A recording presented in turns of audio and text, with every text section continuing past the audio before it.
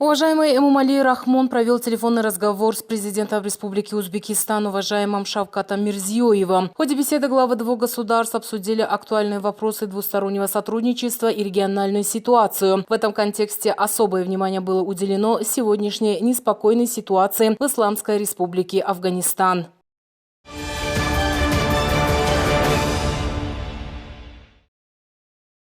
23 августа 2021 года под председательством председателя Совета коллективной безопасности Организация договора коллективной безопасности уважаемого Эмомали Рахмона в формате видеоконференции состоялась неочередная сессия Совета коллективной безопасности. В работе сессии приняли участие премьер-министр Республики Армения, президент Республики Беларусь, президент Казахстанской Республики, президент Кыргызской Республики, президент Российской Федерации и генеральный секретарь ОДКБ. В качестве приглашенного государства в сессии принял участие президент Республики Узбекистан. Члены Совета коллективной безопасности провели обстоятельный обмен мнениями о ситуации в Афганистане и ее влиянии на безопасность государств-членов ОДКБ. В ходе сессии было отмечено, что политический режим в Афганистане должен опираться на свободном волеизъявление своего афганского народа, строгий учет, гарантированный и защита социально-политических интересов всех слоев общества имеет жизненно важное значение для устойчивости любого правительства Афганистана. С учетом увеличивающейся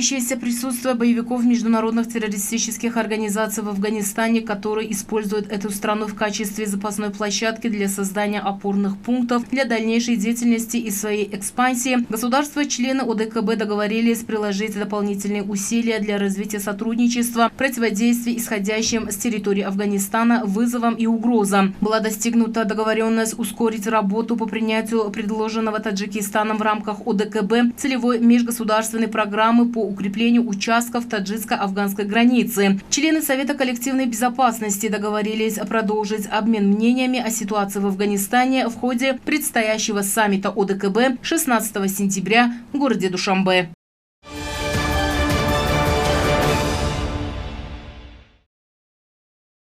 Накануне 30-летия государственной независимости страны уважаемый Эмомали Рахмон вручил представителям различных профессий, включая работников сферы науки, образования, культуры, здравоохранения, производства товаров и оказания услуг, органов местного самоуправления и другим государственным служащим награды, государственные премии, а также присвоил звания. В данном контексте со стороны первого заместителя руководителя исполнительного аппарата президента страны Фирдауса Хаюдзодан были вручены государственные награды работникам исполнительного аппарата президента Республики Таджикистан, подведомственных предприятий и учреждений, которые были награждены указом президента страны. В целом 4 человека награждены медалями Хизмат-и-Шоиста, 2 медалями Шавкат, 5 медалями 30-летия государственной независимости Республики Таджикистан, 3 почетными грамотами Республики Таджикистан, 4 почетными грамотами и 35 благодарностями исполнительного аппарата президента Республики Таджикистан.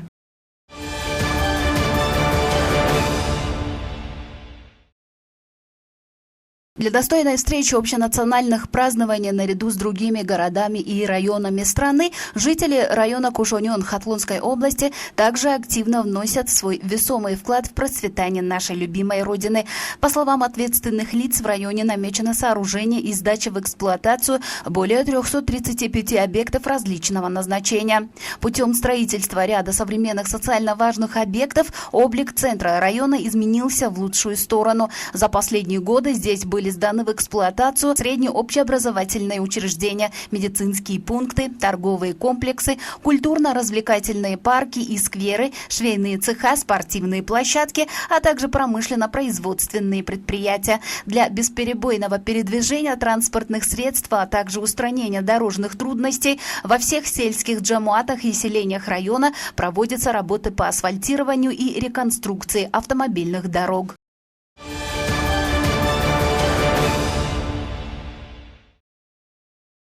В годы независимости Республики Таджикистан в результате реформ значительные изменения произошли в сфере образования. Наряду с традиционными учебными учреждениями в сфере образования начали создаваться школы нового типа и частные гимназии. Вклад в образование является предпосылкой процветающего будущего для любой нации. Строительство, реконструкция и ввод в эксплуатацию новых учебных заведений по всей стране за последние несколько лет стали намного более новыми в рамках мер по улучшению. Нужно подчеркнуть, что государственные программы и проекты, которые направлены на развитие сектора образования, дают хорошие результаты в городах и районах страны. Сооружение и сдача в эксплуатацию десятки новых общеобразовательных объектов Сагдийской области считается одним из важнейших направлений и достижений государства за 30-летний период суверенности. Как известно, Таджикистан является одной из наиболее богатых водными ресурсами стран мира. Ученые и специалисты определили, что ежегодно на территории нашей страны формируется 64 миллиарда кубометров воды, что составляет более 60% сотка рек бассейна Аральского моря. Основой водных запасов республики являются ледники и подземные воды. Общая площадь ледников на территории нашей страны составляет около 8,5 тысяч квадратных километров. На территории республики также имеется около 947 рек, 1300 озер с общей площадью 705 квадратных километров, большинство из которых находятся в горах Памира и Алая. Общие запасы воды данных озер составляют 46 кубических километров, из которых около 20 кубических километров являются чистой питьевой водой. Водохранилища не считаются основными природными источниками воды, однако именно они играют важную роль в разумном управлении стоками рек с учетом экономической выгоды страны. Водохранилище также играет важную роль в изменении климата. На территории Таджикистана созданы 11 водохранилищ, самыми крупными из которых считаются Кайракумское и Нурекское водохранилище. Невзирая на то, что Таджикистан богат водными ресурсами, наша страна с 1999 года является инициатором решения водных проблем на международном уровне. Первой инициативой Таджикистана на мировом уровне было объявление 2003 года годом чистой воды. Генеральная ассамблея ООН также одобрила одну из главных водных инициатив нашей страны – Международное десятилетие действий «Вода для устойчивого развития» на 2018-2028 годы.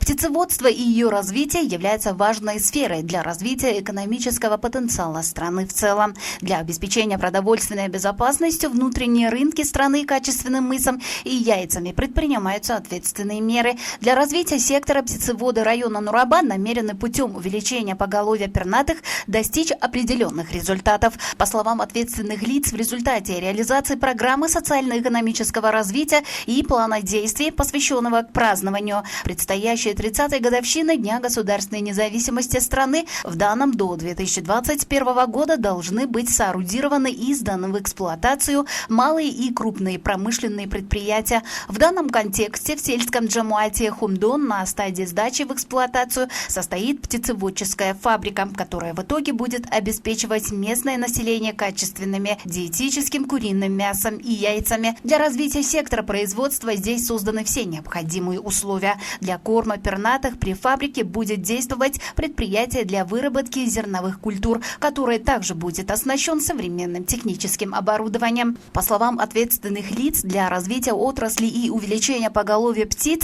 необходимо внедрять современные технологии. Подобные инициативы, во-первых, будут играть важную роль экономическому росту, с другой стороны, дадут возможность создания новых рабочих мест.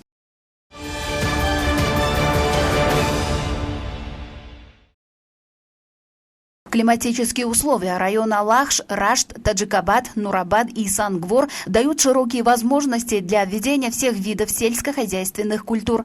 Сельхозработники данных районов в настоящее время активно ведут аграрные работы для получения плодотворных урожаев свежего картофеля. Учитывая преимущества дихкани в текущем году, с приобретением семян намерены увеличить посевные площади. По мнению специалистов, улучшив благосостояние земли, культивирование обрабатываемых земель на своевременную переработку картофеля, тем самым увеличить производство, это будет способствовать экономическому развитию страны в целом. Картофель – важный продукт, он содержит полезные органические кислоты. Принимая все это во внимание, земледельцы стремятся содействовать в целостности рынка и изобилии товаров, тем самым повышать уровень жизни и увеличивать экспорт.